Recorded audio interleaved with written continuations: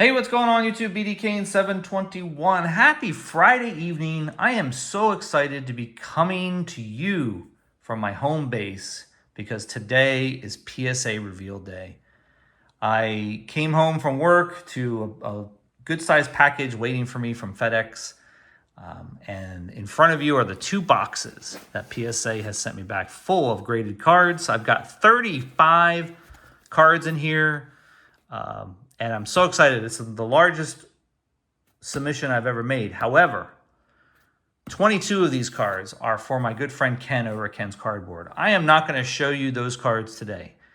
I'm happy to say that he wants to show them on his channel, which is the way it should be. So I am going to be putting those aside, packaging them up, sending them off to Ken, hopefully tomorrow. Maybe it depends on how my day goes tomorrow, but that's the plan. And I'll show you the other 13 right here on my channel. I made this submission, as I mentioned, back at the West Coast Card Show at the end of August, so 2.5 months or so.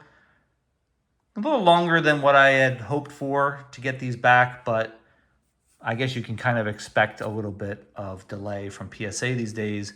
So I am going to open up these boxes because right now they are sealed, as you can see. And I'm going to take out Ken's cards so that I can put them aside, not show them on the video, and also take out all the paperwork, get it all nice and ready. I've got my Post-its so that I can hide the grades for all of you so we can see them together, and maybe some stands in case I get some good cards in here. All right, let me pause the video, get this stuff ready, get these cards ready so I can show you what the grades are. I'm really excited about this. And I will be back in a sec. Hold on. All right, everybody. Thanks for sticking around. I've been able to take the cards out of the boxes. As you can see, I've got Ken's stack back here in the back, out of focus, out of frame, so that you're not going to be able to see anything there. I will be packaging those up, sending them off to Ken, hopefully tomorrow. So let's get going on the 13 cards that I have here. And forgive me for my high-tech way of hiding the grades, but that's what I could come up with for tonight. So I've got the first card here is a 2025 Topps Now of Manny Machado when he reached the 2,000th hit mark. My wife and I were at that game, and I thought it'd be neat to get the card. I don't normally buy Topps Now cards, but I thought this would be one to have for the collection, hoping to get something numbered or something autoed. Didn't get that, but did get a bunch of these, so I thought I'd grade one. They all look great. Obviously, when they come from Topps, it's pretty fantastic, usually as far as condition. So this got a 9. So really surprised about that, to be honest. Probably has something to do with centering or some other thing that I missed, because all of these cards were literally straight out of the factory. So not sure what I might have missed there, but got a 9 on that. I'm really hoping for maybe a gem rate of around 50% on these 13 cards. That'd be nice. All right, we've got this Jim Kelly 1990 Fleer. Now, if you remember, actually, these next two cards are from the pack openings that I was doing over the summer. If you remember, I got a pack every time I went to a local card show. They gave you like a free 1990s, maybe even 1980s pack of baseball, football, or basketball. And I always typically picked football because I don't have a lot of football. So I looked for the best card or two out of those packs to send in. And I picked these two. So 1990 Fleer Jim Kelly, just a base card, nothing special. It got an 8. Wow, that's really surprising. An 8. The card is like perfectly centered. Not really sure what I missed there. It really looked great right out of the pack. You guys saw it right out of the pack, into a top loader, into a sleeve and top loader, and I sent it off. So, hey, maybe there's something that you guys can tell me about those older cards that just don't get good grades, but an 8, wow, that's pretty surprising. So now with this card, I'm not really expecting anything great. Okay, got a 9, so a little better than the Jim Kelly. This is a 1991 Upper Deck Dan Marino. And I will be using these cards. I mentioned in my previous videos I'll be using those cards to send off in care packages anyway. So somebody will hopefully enjoy those. All right. Joe Mauer, 2017 Topps Chrome Blue Refractor Auto rookie card. Not Joe Mauer, Joe Musgrove. I don't know why. I do have a Joe Mauer card here. That's where my brain is at. But this is Joe Musgrove. So Blue Refractor Auto. Can't remember where I got this. I was buying Joe Musgroves a little bit when he came to the Padres a few years ago. And unfortunately, he had Tommy John surgery last year and was out all year. We really could have used his pitching, but he'll be back this year for the rotation. So I think I might have pulled this, but I don't really remember, to be honest. So let's see what ended up getting. It's Topps Chrome, so right in the wheelhouse. Okay, got a 9. Not too bad. Solid looking cards, solid grade. We'll take a 9 all day on those kinds of cards. These are numbered out of 150. All right, so not that great so far. Little bit disappointing, but got plenty of cards to go. Buster Posey, 2022. This is one of those silver pack cards. This is the purple refractor. And these are numbered out of 75. This is 53. Can barely read it. 53 out of 75. Sharp looking card, definite Hall of Famer. What is he, the CEO of the Giants right now, or general manager of the Giants? So definitely still in baseball. So hopefully I got something good here. Whoa, a 7. Wow.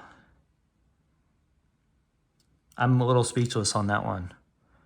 I don't even know what to say. A 7. Wow. Okay. So now I know how this is going to go. I probably got one of those graders that was having a bad day. I don't know. This is not a 7. I looked these cards over and wow. Okay. Not much really to say there, but I would never submit a card if it was going to get a 7. I'm really scared to even look at the rest of these cards. 2021 Topps Chrome. This is the Magenta Speckle of Aaron Judge. This is the set. I believe this is the set I put together in 2021. So judging by what I just got on the Posey, I'm expecting something really bad on this one and the rest of them. So let's see. Oh, got a 10 on this one. Wow,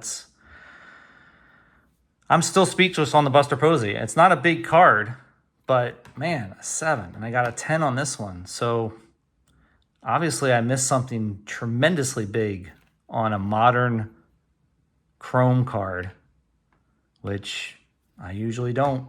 Anyway, great result on the Aaron Judge. So hopefully that's not the only one in this submittal or submission that gets the 10. But now I'm just kind of hoping for just 9s, really. All right, same card, 2021. This is the purple refractor. The magentas are numbered to 350. These are numbered to 299. So let's just go ahead and rip the Band-Aid off. This one got a 9. Okay, so I didn't get dinged on that too hard.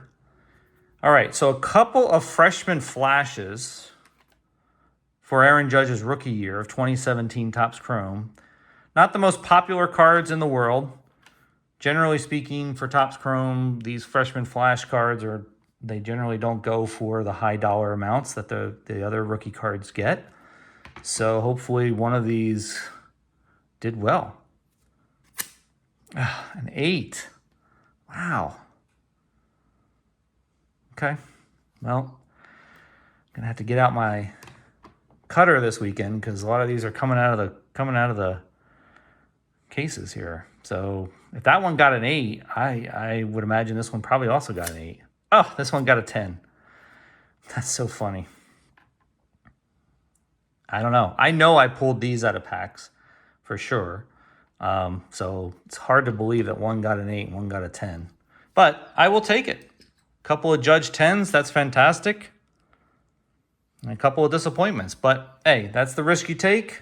You never know what you're going to get. All right. The last 4 cards are cards that I pulled out of one of my unfinished Topps Chrome sets.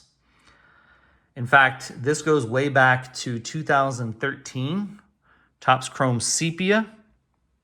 And I picked the 4 best cards that I could find in the set, in the unfinished set that I have.